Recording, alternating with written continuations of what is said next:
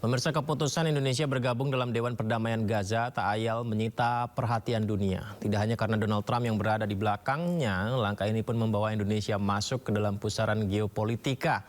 Pertanyaannya, sudah tepatkah langkah yang diambil Indonesia?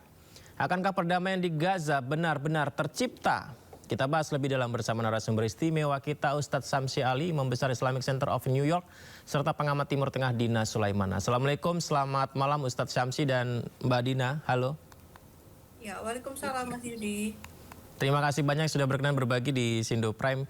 Izin saya pertama ke Ustadz Samsi terlebih dahulu. Ustadz, setelah penandatanganan dan ada Presiden Prabowo di sana, seperti apa Ustadz optimisme terhadap perdamaian di Gaza? Ya, saya kira keterlibatan Presiden Amerika ini kan Donald Trump di Gaza dan Palestina secara umum ini memiliki dua wajah ya. Wajah pertama seperti yang disebutkan oleh Pak Prabowo tadi, disyukuri bahwa minimal bahwa pembasmian itu sudah berkurang walaupun pembunuhan terus berlanjut ya. Walaupun penandatanganan perdamaian sudah ditandatangani, tapi teman-teman kita masih menderita, tidak saja di Gaza tapi juga di West Bank, ya di Ramallah. Pembunuhan terus berlangsung dan nampaknya dunia menutup mata dengan realita itu. Tapi di satu sisi, apa yang kita lihat dengan rencana Presiden Trump di Gaza ini betul-betul sebenarnya merendahkan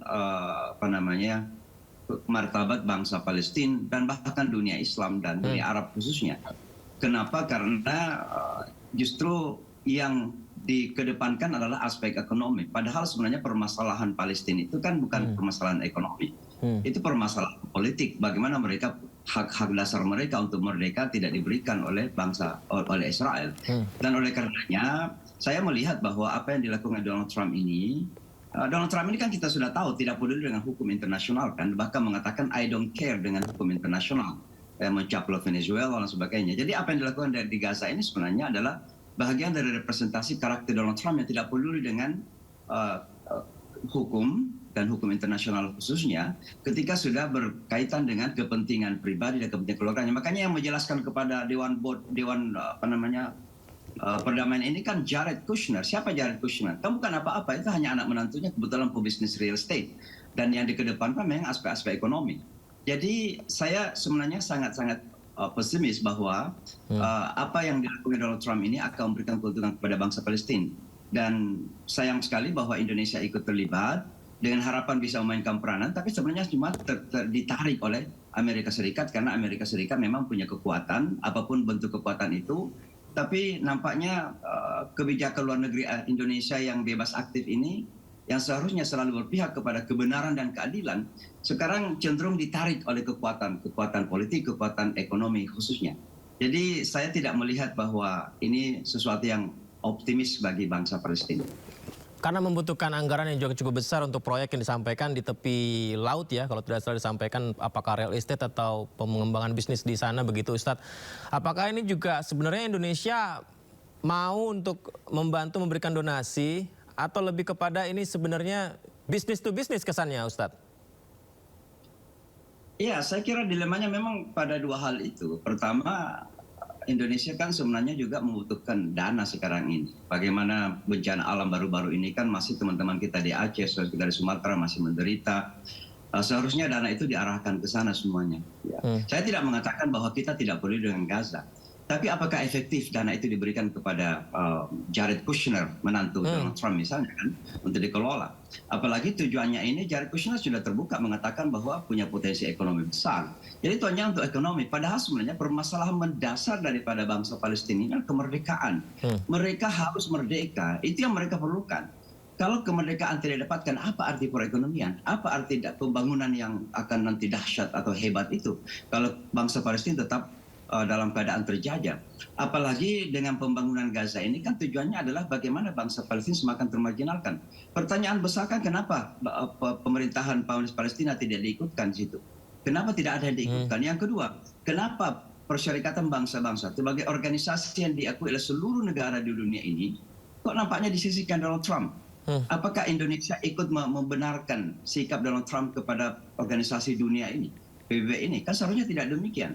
Keterlibatan Pak Prabowo ini harus dikritisi dan seharusnya Indonesia berada di garda terdepan untuk mengkritisi Amerika dan Donald Trump dalam hal ini, dalam hal upaya mereka untuk memperlakukan Gaza seperti itu. Mbak Dina, bagaimana tanggapannya Mbak? Ya, pertama kita perlu melihat bahwa ini nama organisasi yang baru dibentuk oleh Trump ini Board of Peace ya, Dewan Perdamaian. Tidak ada kata Gazanya di sana, dan kalau kita lihat piagamnya sendiri dicek, satu pun kata Gaza tidak ada. Cuma entah kenapa di media massa sering disebut Dewan Perdamaian Gaza, padahal ini bukan Dewan Perdamaian Gaza, Dewan Perdamaian gitu ya. Dan klaimnya adalah untuk membantu menyelesaikan konflik di berbagai negara. Gaza, Palestina tidak disebut. Nah, tapi proyek pertama mereka yang sudah disampaikan juga di Davos kemarin itu adalah proyek rekonstruksi Gaza. Di sini saya melihat bahwa masalah terbesar itu tidak diselesaikan ya. Apa itu tadi sudah disampaikan juga oleh Pak Ustadz Imam Syamsi Ali ya, bahwa masalah terbesarnya kan penjajahan itu tidak disebut-sebut, tapi yang disebut-sebut adalah rekonstruksi, pembangunan kembali dan lain-lain. Dan ini akan dibangun perumahan mewah seperti yang disampaikan oleh Jared Kushner. Berarti nanti siapa yang akan tinggal di sana? Terus kalau kita lihat siapa yang menjadi anggota Dewan Eksekutifnya, itu adalah misalnya Stephen Witkoff ya, itu adalah pengusaha real estate juga. Dan kemudian juga Jared Kushner juga sudah mengatakan bahwa yang akan membantu melaksanakan proyek ini adalah seorang pengusaha real estate Israel. Ketika Israel justru sebagai pelaku genosida justru diposisikan sebagai mitra, bahkan dilibatkan miliarder Israel dilibatkan untuk membangun Gaza, artinya ini sebenarnya bukan buat orang Gaza. Dan kita juga tahu sudah terdeteksi ya, Israel itu sudah merencanakan membangun perumahan khusus untuk orang-orang Palestina yang istilahnya perumahan kemanusiaan, tapi maksud sebenarnya itu adalah kamp pengungsian. Jadi orang-orang Palestina yang ada, orang-orang Gaza itu akan dipusatkan di satu tempat, disuruh hidup berdesak-desakan, sementara sisanya itu akan dibangun permukiman mewah, resort dan lain-lain, yang pasti yang bisa tinggal di sana tentu orang-orang kaya. Sehingga ini memang pada akhirnya memang urusannya bisnis dan melupakan masalah besar di sana, yaitu penjajahan Israel dan orang-orang yang menjadi korban genosida itu belum mendapatkan keadilan. Israel belum dihukum atas kejahatannya, bahkan malah diperlakukan sebagai mitra yang setara dalam dewan ini. Mbak Dina, kalaupun ada entah apa Board of Peace atau Dewan Gaza, yang terbaik sebenarnya langkah saat ini apa untuk keadilan kesejahteraan warga Gaza dengan kondisi yang sedemikian, Mbak Dina? Kan keputusan ICJ sudah keluar ya, bahwa Israel harus keluar dari tepi barat, harus keluar dari Yerusalem Timur, harus keluar dari Gaza. Sudah jelas hukum internasionalnya. Cuma ICJ ini siapa yang menegakkan? Mereka memberikan vonis, nah yang menegakkan siapa? Yaitu Dewan Keamanan. Dewan Keamanan yang harusnya membentuk pasukan perdamaian dan turun ke Gaza, memaksa Israel untuk keluar dari Gaza dan dari tepi barat dan dari Yerusalem Timur, supaya wilayah itu betul-betul menjadi wilayah yang berdaulat milik Palestina merdeka. Ya itu yang harusnya harusnya dilakukan ya. Tapi dunia seolah-olah terpukau dengan rencana yang dibungkus sesuatu yang dibungkus dengan kata-kata seolah baik ya, rekonstruksi, membangun kembali, stabilisasi dan lain-lain. Padahal sebenarnya di balik itu sebenarnya adalah memperpanjang atau melegalkan pendudukan. Jadi intinya gini, Israel sudah melakukan genosida, sudah menghancurkan sebagian besar wilayah Gaza, dan sekarang yang dilakukan oleh Trump melalui Dewan Perdamaian ini adalah mengamankan hasilnya. Jadi sudah berhasil, sudah diluluhlantakkan Gaza, nah sekarang diamankan untuk kemudian dibangun kembali demi kepentingan segelintir miliarder. Pak Ustadz Syamsi ada tanggapan, Pak? Ya, jadi saya kira memang dunia kita sekarang kan berada dalam chaotic ya, kacau balau lah, dan salah satu faktor utama itu adalah karena Donald Trump punya karakter yang tidak ingin peduli dengan hukum internasional. Apa yang disebut dengan Board of Peace ini atau Dewan Perdamaian ini sebenarnya adalah upaya Donald Trump untuk menandingi Dewan Keamanan yang dari hari ke hari karisma Amerika itu semakin menurun karena perilaku Amerika yang semakin tidak mempedulikan hukum internasional. Dan keterlibatan Indonesia di sini seolah-olah ikut menjustifikasi upaya-upaya Donald Trump ini untuk meng-underestimate Perserikatan Bangsa-Bangsa, organisasi dunia bersama seluruh negara-negara dunia ini. Makanya kan aneh memang, Indonesia ikut tapi hampir tidak ada negara Eropa, itu hanya 2 saja negara Eropa yang ikut. Kan aneh sekali itu sebenarnya. Seharusnya Indonesia mempertimbangkan itu. Yang kedua, kita punya negara-negara tetangga juga seperti Malaysia, kemudian yang lebih penting juga negara OKI. OKI dilibatkan di mana? Bagaimana dengan negara-negara Persatuan Negara Arab misalnya, dan lain sebagainya. Jadi langkah yang diambil oleh pemerintah Indonesia ikut dalam hal ini, bagi saya adalah ikut menjustifikasi upaya-upaya kekacauan yang dilakukan oleh Donald Trump, kekacauan dunia. Ya atas nama perdamaian pula kan. Padahal sebenarnya yang terbesar di balik dari itu adalah ambisi perekonomian. Kalau saya ingin lebih menyempitkan lagi, ambisi perekonomian kroni Donald Trump, khususnya keluarga sendiri. Kan Jared Kushner kan adalah menantunya. Kemudian tadi itu yang ikut merancang. Sebenarnya ya, kalau kita melihat lagi lebih jauh, master plan daripada pembangunan Gaza yang sekarang dimajukan oleh Jared Kushner itu sudah dirancang jauh sebelum bahkan apa yang disebut dengan 7 Oktober itu. Dan itu ada di mana-mana, sudah terbuka di mana-mana kan. Jadi kita lihat bahwa rencana Donald Trump dan kroni-kroninya sekarang untuk menjadikan Gaza sebagai Riviera of Middle East ya, yang disebut-sebut seperti itu bukan sesuatu yang baru. Jadi semuanya adalah untuk kepentingan ekonomi Donald Trump dan kroninya.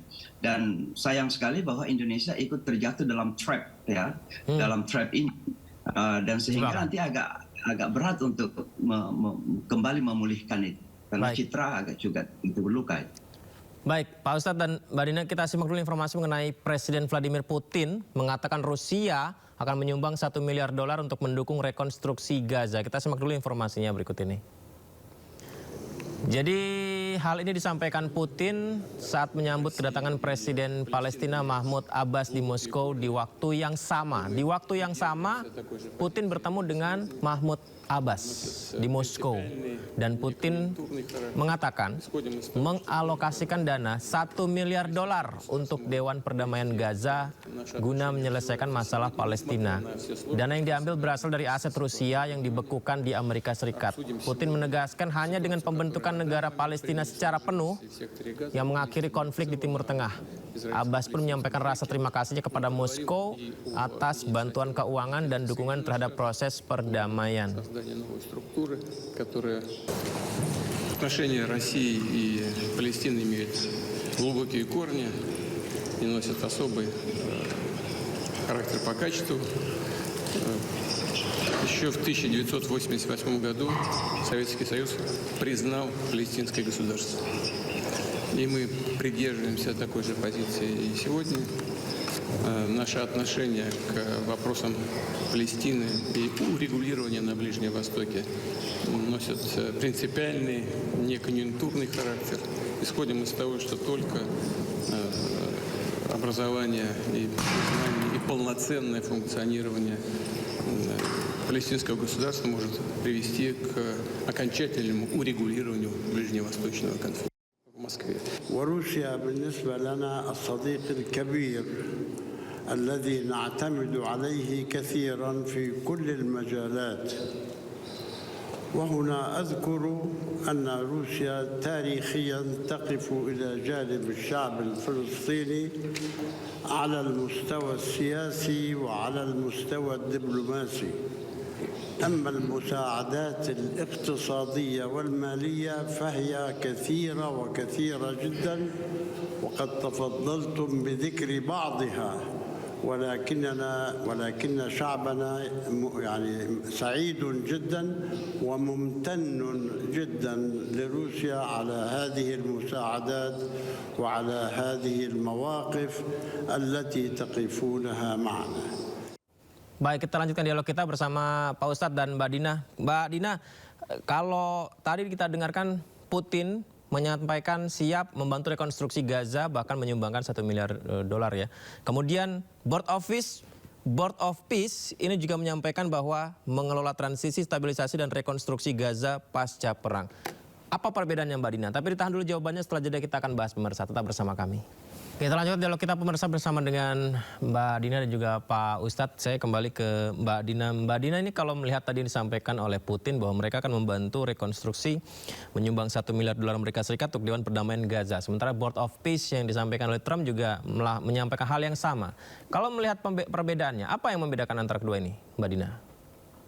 Ya, kalau dari tadi yang diberitakan kan Putin itu menyampaikan langsung kepada Presiden Palestina ya Mahmud Abbas, artinya dia menyerahkan untuk orang Palestinanya langsung dan untuk dikelola dengan sepengetahuan orang Palestina. Ini berbeda seandainya dana itu diberikan ke Board of Peace ini, karena itu langsung dikelola oleh Trump, segala sesuatunya itu atas persetujuan Trump, dan kita tahu Trump itu dia juga sudah berterus terang bahwa ini adalah urusan membangun real estate yang akan memberikan keuntungan bisnis dan lain-lain. Dan yang menarik juga Putin itu kan sebenarnya mengatakan bahwa uang itu akan diambil dari dana yang dibekukan Amerika, sehingga sebenarnya menurut saya ini juga cara Putin untuk untuk menyindir Amerika Serikat juga, karena kita tahu uangnya Rusia itu 300 miliar US dollar itu dibekukan oleh Amerika dengan semena-mena gitu ya. Nah, sebelumnya juga Putin juga bilang oke, saya juga mau bantu rekonstruksi di Ukraina tapi pakai uang yang dibekukan itu. Jadi saya pikir ini juga bagian dari diplomasinya Putin juga ya untuk menyerang atau menyindir Amerika Serikat, dan sebelumnya dia juga sudah menyatakan ketidaksetujuan juga ya dengan Board of Peace ini ya, karena memang seolah-olah melangkahi PBB gitu ya. Pak Ustadz Samsi, bagaimana Pak Ustadz Samsi melihat langkah Putin ini berbeda dengan Amerika Serikat? Ya, saya kira Putin ini adalah seorang politisi tulen ya, yang memang pintar, dan tentu dia sekarang ini mengail di air keruh karena dia juga punya masalah dengan Ukraina kan. Dan kenapa sebenarnya negara-negara Eropa tidak ingin ikut dalam Board of Peace-nya Donald Trump ini? Karena pastinya Donald Trump ini kan berusaha untuk mencoba, kalau saya memakai istilah, menyuaplah Kremlin untuk seolah-olah ikut mendukung dengan Board of Peace ini. Makanya Jared Kushner sebenarnya kemarin ketemu dengan Putin di Rusia juga, ingin mengajak begitu ya. Tapi Putin juga setengah hati dalam hal ini, makanya dia memberikan bantuan, tapi tidak secara langsung melalui Board of Peace itu. Jadi Putin ini pintar dan tentu punya kepentingan-kepentingan. Dan Donald Trump ini kan ugal-ugalan saja sebenarnya, karena bangsa Amerika sendiri dengan segala kebijakan domestiknya sekarang ini yang bermasalah, khususnya tentang imigrasi, penangkapan orang-orang yang ilegal, tapi difokuskan pada mereka yang non-white, ya artinya rasisme sedang meninggi. Semua ini sebenarnya sedang menjadi permasalahan-permasalahan domestik yang dihadapi oleh Donald Trump sekarang ini. Dan karenanya apa yang dilakukan oleh Putin ini saya kira punya permainan tinggi bagi kepentingan Rusia tentunya, dan tidak terlibat dengan Board of Peace yang dibentuk oleh Donald Trump. Sekali lagi, negara-negara Eropa tidak ikut kecuali 2 negara kecil saja. Kemudian negara-negara di Asia Tenggara hanya Indonesia yang ikut. Malaysia, seharusnya kan Indonesia sebagai negara tetangga dengan Malaysia, bersama negara Muslim, serumpun pula. Seharusnya kan ada koordinasi. Kenapa misalnya Pak Anwar Ibrahim tidak ikut dalam hal ini? Ini kan satu contoh saja. Juga seharusnya Indonesia sebagai salah seorang pendiri daripada OKI itu mencoba melakukan penguatan OKI kembali agar stand negara-negara Islam, posisi negara-negara Islam lebih kuat, tidak dipermainkan sebegitu saja oleh seorang Donald Trump. Berarti langkah Indonesia sebenarnya membuat Malaysia dan negara-negara yang tergabung di OKI mempertanyakan hal itu juga ya, Pak Ustadz? Saya yakin ada pertanyaan-pertanyaan itu mungkin tidak disebutkan secara terbuka, tapi di belakang benak mereka kok kenapa Indonesia melakukan itu?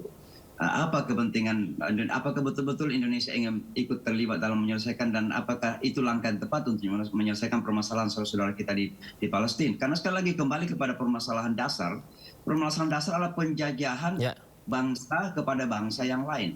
Dan kalau tadi Putin juga masih menegaskan bahwa kemerdekaan Palestina itu adalah permasalahan yang paling mendasar. Kalau itu sudah selesai, maka let's do everything else. Semuanya bisa menyusul. Mau membangun ekonomi, mau rekonstruksi, mau apapun.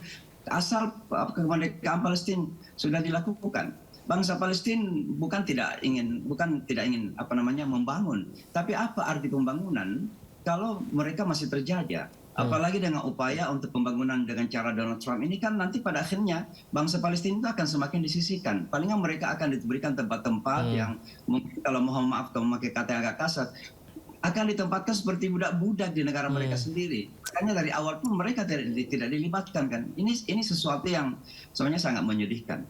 Pak Ustadz, tadi sempat juga disampaikan tentang sosok Jared Kushner yang diberi kepercayaan. Saya pikir kepercayaan besar ya, padahal situasi di sana kan sangat kompleks sekali begitu untuk mengetahui tidak hanya sekedar membangun saja, tapi apa yang dibutuhkan warga dan sejarah sehingga bisa terjadi konflik. Sosok Jared Kushner memahami hal itu tidak ya Pak Ustadz? Saya kira dia paham, karena Jared Kushner dulu pada periode pertama Donald Trump itu memang utusan khusus ke Timur Tengah. Jadi dia paham betul permasalahan-permasalahan itu. Tapi saya harus berani mengatakan bahwa Jared Kushner itu seorang Zionis yang sangat ekstrim. Dan tentu punya kepentingan-kepentingan. Ya, dia adalah Yahudi, ya dia menikahi anaknya Donald Trump yang masuk agama Yahudi juga, tapi Yahudi yang Zionis, dan kita udah tahu itu. Jadi dia paham permasalahan itu. Tapi sekarang ini ditambah lagi bahwa dia sudah melihat potensi yang ada di Gaza itu, bahwa Gaza bisa dijadikan tempat untuk membangun perekonomian bagi kepentingannya, bukan bagi kepentingan penduduk Gaza yang sesungguhnya. Karena sekali lagi, kepentingan bagi penduduk Gaza adalah mereka ingin mendapatkan keadilan, kemerdekaan, kebebasan. Bukan ekonomi. Mereka perlu ekonomi, siapa yang tidak mau ekonomi? Tapi apalah perekonomian kalau mereka tak dalam penjajahan. Jadi mereka tidak bisa disuap, mulutnya tidak bisa disumbat dengan duit. Tapi mereka dalam tetap penjajahan. Karena penjajahan itu sama dengan perbudakan. Dan mereka tetap akan diperlakukan seperti itu. Dan oleh karenanya, beda dengan Putin. Dan Putin saling terbuka bahwa dia mendukung. Dan dia sadar betul bahwa permasalahan utama di Gaza dan Palestina adalah permasalahan penjajahan. Kalau penjajahan sudah dihilangkan, sekarang masanya bergerak semuanya untuk coba membangun. Jadi saya kira Indonesia dari awal harus konsisten dan tidak boleh kompromi dalam hal ini. Karena itu adalah posisi yang terpenting. Undang-undang dasar kita mengatakan bahwa Indonesia harus terlibat dalam menertibkan keamanan dunia dan mengatakan bahwa penjajahan itu adalah sesuatu yang harus kita tentang ya. Karena itu bertentangan dengan pri kemanusiaan dan pri keadilan. Tapi keterlibatan Indonesia dalam hal ini sepertinya menjustifikasi itu. Karena Palestina masih dalam keadaan terjajah, masih dalam keadaan dizalimin, tapi kemudian menjadi bahagian seolah-olah itu adalah justifikasi dari kezaliman dan penjajahan. Tadi saya garis bawahi yang disampaikan, semuanya orang butuh ekonomi, tapi apalah artinya ekonomi ya Pak Ustadz kalau yang disampaikan tadi. Apabila kita dalam kondisi yang tidak merdeka, tapi masih diatur untuk bisa melakukan kebebasan begitu ya Pak Ustadz ya. Baik, Mbak Dina, ini kan nanti dari Board of Peace akan membangun rencananya untuk rekonstruksi, katakanlah mereka bilang seperti itu, entah di tepi lautan dan di tepi pantai dan sebagainya begitu. Sementara tadi juga Putin memberikan sumbangan kepada Presiden Mahmud Abbas juga akan melakukan rekonstruksi juga. Proses pembangunan ini kemudian ke depannya Gaza sendiri begitu, ini akan seperti apa ketika sudah berjalan nantinya Mbak Dina? Ya, kalau saya pesimis ya, sebenarnya kan kemungkinannya ada dua. Proyek ini tidak berjalan karena tidak cukup dukungan internasional. Harapan saya seperti itu ya. Jadi negara-negara perlu kembali kepada keputusan yang bijak gitu ya. Meskipun mungkin sudah terlanjur tanda tangan atau apa ya, bisa dicek lagi kan ini sebenarnya apa ini, dibaca ulang isi piagam Board of Peace ini, dan kemudian dipertanyakan hak dan kewajiban anggota itu seperti apa hubungannya dengan Gaza, bagaimana nasib Palestina, apakah akan didorong untuk merdeka dan lain-lain, kan itu bisa dibicarakan ulang gitu ya. Tapi kemungkinan kedua ya bisa saja pembangunan terus berjalan, tapi yang jelas yang namanya selama ada ketidakadilan, selama ada penjajahan, pasti akan muncul perlawanan. Jadi orang-orang Gaza, saya pikir para pejuang di Gaza, saya pikir nggak akan tinggal diam kalau sampai ada upaya-upaya pendudukan atas tanah mereka. Apalagi juga ini kan satu paket dengan International Stabilization Force ya, yang atau pasukan stabilisasi internasional yang ingin dibentuk oleh Amerika Serikat, yang tujuannya apa coba? Demilitarisasi dan pembersihan dari terorisme. Itu yang mau dilakukan. Maksudnya apa? Maksudnya adalah orang-orang Gaza nggak boleh lagi melawan. Jadi seluruh fasilitas perlawanan yang mereka punya itu akan dilucuti. Nah, ini kan pasti akan muncul perlawanan. ketika ada muncul perlawanan ya gimana mau melakukan rekonstruksi kan pasti akan konflik akan terus berlangsung, akan terus kekerasan akan terus terjadi. Berarti satu-satunya solusi adalah Israel hentikan menduduki Gaza, Israel keluar dari Gaza dan negara-negara sedunia terutama Amerika Serikat kembali pada piagam PBB, kembali kepada keputusan-keputusan Mahkamah Internasional untuk menyerahkan kemerdekaan kepada bangsa Palestina. Baru setelah itu bicara soal rekonstruksi. Berarti akan ada perlawanan ya Mbak Dina ya ke depannya ketika program-program ini dilanjutkan berjalan? Saya pikir seperti itu karena di saat yang sama kan juga akan dibentuk pasukan tadi ya, pasukan yang ingin melucuti dan pasti sekarang saja masih ada Israel yang masih terus melakukan pembunuhan ya, apalagi kemudian dilegalisasi kan, jadi seolah legal ya, ada pasukan yang dilegalkan untuk melakukan perlucutan. Tambah lagi Israel pasti akan semakin melakukan kekerasan di Gaza dan orang-orang Palestina itu sudah 78 tahun tidak pernah menyerah, selalu terus melakukan perlawanan. Jadi kali ini pun saya juga yakin mereka akan terus melawan dengan segala apa yang mereka bisa. Baik, Pak Ustadz Samsi, ketika Indonesia sudah membuat tanda tangan seperti langkah yang kita lakukan saat ini dan juga bersama dengan Presiden Trump begitu, lantas bagaimana langkah yang seharusnya dilakukan agar benar-benar kita tidak tergiring kepada hal yang malah tidak menguntungkan Gaza, Pak Ustadz? Seharusnya Indonesia itu kembali melakukan urung rembuk ya dengan negara-negara OKI.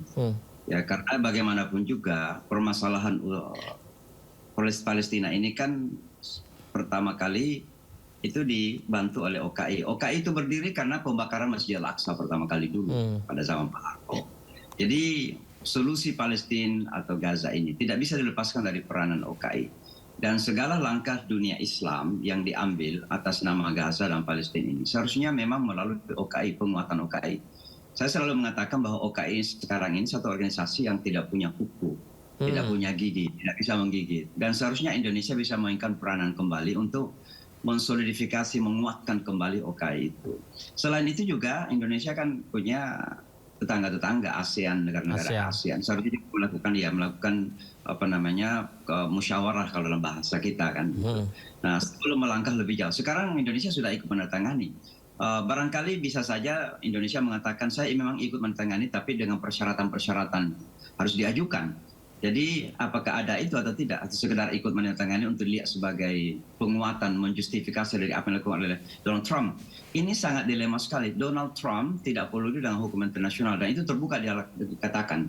Yang kedua, ini undermining, ya, merendahkan, menghinakan sebenarnya Perserikatan Bangsa-Bangsa. Seandainya Peace Accord ini dibawa naungan Perserikatan Bangsa-Bangsa, tentu lebih solid lagi karena bisa negara-negara lain bisa ikut terlibat dalam hal ini. Tapi sekarang kan seolah-olah yang melakukan semua ini Donald Trump. Dan kita sudah tahu siapa Donald Trump, apa yang dia lakukan di Venezuela, apa yang dilakukan di berbagai negara, bahkan secara domestik sendiri warga negaranya banyak yang kemudian resah dengan perilaku Donald Trump ini. Apalagi kita melihat bahwa yang paling banyak terlibat secara praktis di lapangan ini kan Jared Kushner. Siapa Jared Kushner sebenarnya? Kan seorang pebisnis menantu Donald Trump. Ya, dan semua ini semuanya bertujuan ke sana. Bagaimana membangun imperium atau perdagangan bagi keluarga Donald Trump. Jadi saya kira banyak sekali yang harus dikritisi. Kemarin saya menulis satu artikel yang sederhana karena cepat, yang mengatakan bahwa dunia Islam harus mengkritisi ini. Jangan sampai dibiarkan. Kalau membiarkan bukan sekedar permasalahan Palestina Gaza saja, tapi permasalahan dunia internasional secara umum. Bagaimana organisasi internasional direndahkan seperti PBB, bagaimana kemudian hukum internasional direndahkan, tidak diindahkan lagi, seolah-olah semua bisa dilakukan oleh Donald Trump tanpa ingin mengambil partisipasi negara-negara yang lain. Kan begitu. Jadi ini betul-betul sesuatu yang sebenarnya harus dikritisin dan kalau boleh saya kata dilawan ya secara konstitusional. Oke. Baik. Ustadz Samsi dan Mbak Dina, ya apapun yang terjadi ya bismillah, semoga kemerdekaan, kesejahteraan warga Gaza segera terwujud, damai untuk dunia ini. Terima kasih banyak Pak Ustadz, Mbak Dina sudah bergabung. Izin nanti kita bisa berdialog kembali ya. Assalamualaikum, selamat malam. Ya pemirsa, di tengah rencana para pemimpin dunia merekonstruksi Gaza, anak-anak di Gaza masih meregang nyawa. Ganasnya musim dingin yang melanda kembali menelan korban jiwa. Jasad Sata Abu Jarat terbujur kaku di meja pemandian jenazah di Rumah Sakit Al-Mamadani di Gaza. Bayi perempuan berusia 6 bulan ini menghembuskan napas terakhir karena ganasnya musim dingin yang menyelimuti. Sang ibu pun tak kuasa menahan tangis melepas kepergian sang putri. Mirisnya, sang ayah mengatakan putrinya meninggal dunia dalam pelukannya di dalam rumah mereka yang hancur dan tak ada pemanas serta listrik.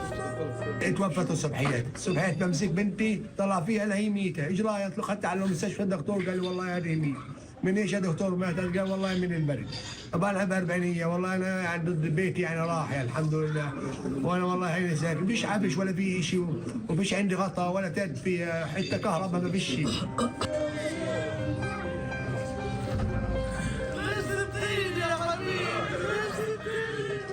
Syata menjadi bayi ke-9 yang meninggal dunia karena kedinginan di tengah pembatasan bantuan kemanusiaan yang terus berlanjut. Meskipun ada kesepakatan gencatan senjata antara Hamas dan Israel. Keluarga Abu Jarat pun memohon kepada organisasi-organisasi kemanusiaan agar bisa melepaskan penderitaan keluarga-keluarga di Gaza dan membantu mereka